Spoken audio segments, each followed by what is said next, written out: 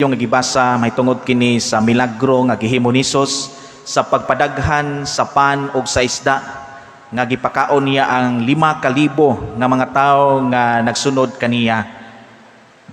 Ug maigsuon ang nakapatukmod ni Jesus sa paghimo ni milagro tungod sa iyang kaluoy nga nagsudong siya sa kadaghan sa mga tawo nga gipanggutom. Ug munang iyang giingnan si Felipe nga asa man kita ipalit nga og pagkaon ni matawhana. Ang ingon ang tubag ni Felipe nga bisan pag 200 ka dinaryo nga swelduhan suhulan dili paigo nga ipalit og pagkaon ni mga tawhana. Nagpasabot ka namigsoon nga murag 7 ka buwan nga swelduhan di paigo nga ipalit og pagkaon sa kadaghan sa mga tao.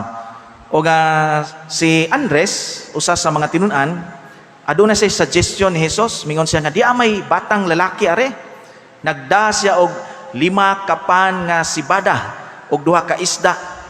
Apan magunsa man kining maong 5 kapan nga sibada og 2 ka isda, kining pan nga sibada barley loaves kanabang kanunon o pan sa mga kabos, ang mga pobre ray mukaon yanang maong klase nga pan barley. O man may igsoon ang giingon ni Andres, magunsa man kining 5 kapan og 2 ka isda sa gidaghanon nga pakanon nga mga tao. Kining maong pangutana may igsoon ato kining gipangutana sa atong kagalingon matag adlaw. Nagunahuna kita nga unsay naa nato dili paigo. Mura og para nato wa ta panalangini, wa ta grasahi sa Dios sa atong mga panginahanglan. Tinuod magunsa man kining 5 kapan o 2 ka isda sa pagpakaon sa 5,000 ka mga tao nga gutom. Apan nasayop sila nga ang pan o ang isda 5 kapan o 2 ka isda way bili, way hinungdan, way kapuslanan kung anaa kini sa kamot sa tao. Apan kining 5 kapan o 2 ka isda bililhon kaayo igo na sa kadaghan sa mga tao kung kini anaas sa kamot ni Jesus. It is not the bread and fish that mattered. Ang labing mahinungdanon nga kining 5 kapan o 2 ka isda anaa sa kamot sa atong Ginoo para sa kabulahanan sa tanan.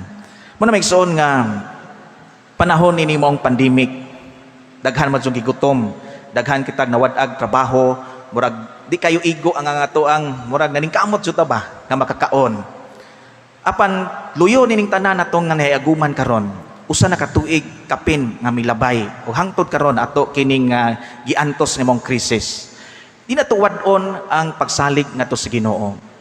Di na tuwad-on nga ang Dios magihatagon. Gani sa mga pagbasa karon sa Salmo may tungod nga ang Dios nagpakaon kanato sa atong panginahanglan. O kini ang ato ang nasinati panahon sa pandemic, kini mao economic crisis sa tibuok kalibutan, krisis sa matag pamilya, labi na sa pahitungod og pagkaon. Usahay makaingon kita nga murag wa may hinungdan og dili igo ang ato ang tawhanon nga pagpaningkamot, pagsulbad dining tanan. Di ba? Murag mo na itong nakita sa kong giingon ayaw o dili na to wad-on ang atong pagsalig sa Dios panahon sa krisis. Kay giingon diha sa Salmo 127, Psalm 127 mingon nga gawas kun ang Dios magtukod sa balay, kawang lamang ang kahago ni atong nagtukod niini. Gawas kun ang Ginoo maoy nagbantay sa syudad, kawang lamang ang nagtukaw sa mga magbalantay. Muna maigsoon nga diha sa Ebanghelyo, ang batang nga lalaki iyang gihatag ang tanan nga iyang bawon, 5 kapan og 2 ka isda. Wa siya mahadlok gagutbon siya. Ikaw magbawon kay sa ipong hatag nimo, mingon sa mayong kanon. Kining bata wa siya magunahuna niya na. Ang iha nga gisalig niya ang tanan niyang bawon ngadto sa kamot sa atong Ginoo. Luyo sa iyang pagkamagitagon, anaan niya ang pagsalig ngadto sa Ginoo. Kay tungod kay tingali dugay na siyang nagsunod-sunod ni Hesus, naminaw siya siyang mga pulong og iyahang gisalig ang tanan or mingsalig siya sa pulong sa Ginoo nga iyang nadunggan matag adlaw. Kini atong duman diha sa Ebanghelyo ni San Lucas chapter 21 verses 1 to 4 may tungod sa poor widow, kato itong kabos nga byuda nga naghug siya siyang nabilin nga dako sa kadako nga sinsilyo para unta to siyang pamilya apan iyang gihug sa panulunan sa templo o dahig siya pag-ayo kang Hesus. Kaya ang tanan-tanan niya gihatag. O sabi to kay muhatag ta kanang sobra raman, di ba? Sobra ra tong gihatag. Ay hatag na kay samok na dinhi, daghanan samok, goot na dinhi sa tong kwarto, aron mamawa na mabutang ihatag na, di ba? Ina kuno nga klase paghatag, murag naglabay ra ka. Imo ra nang gilabay, wa ka mo hatag yod sa tinuod. Apan katong maong byuda o kini maong lalaki nga bata sa ebanghelyo, gihatag nila ang tanan-tanan nilang gisaligan silang kagalingon. Ano man, tuod kay mingsalig manggod sila. Wa sila mingon nga unsa may yung kuan ha, gutom na ka wa. Ilang gisalig ang tanan kun unsay anaa kanila. Dahil sa unang pagbasa, si propeta Eliseo yang giingnan ng tao nga nagdaog pan nga ipakaon ta sa mga propeta mingon sa nga ipakaon na sa mga tao.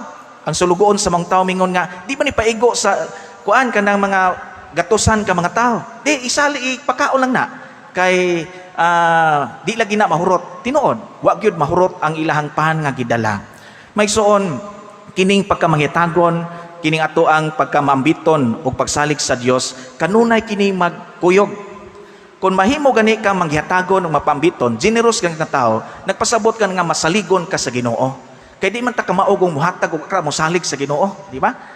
Muna nga kung ang tao makahibalag kitag tao nga very generous, mapambiton, nga wa bay kasakit silang dughan nga mopaambit unsay naat nila, nagpasabot ka na nga sila manggi masaligon sa kaayos sa Ginoo. Kaya ang tao magod nga kamaong mosalig, kamaong mo paambit, di ba? Kanang we can let go and let God. Makalit go kita unsay naa sa bahandis ng kamot kay para nato isalig nato na sa Ginoo. Kay ang kang ato amanggong pagka maghihatagon murabag gipakugtan or gipahiluna nato ato mga bahandi sa kamot sa Ginoo. Kay kun ang atong mga bahandi gipahiluna ra sa atong makamot, wa kini kapuslanan o wa kini, it is nothing in the eyes of God. Mao man hitabo sa multiplication of the bread. Ang duha ka isda og 5 ka pan, way hinungdan sa mata sa mga tinun-an sa mga katawhan, magunsa maguna. Libuan ta nga mga on ra tanang 5 ka pan ug 2 ka isda.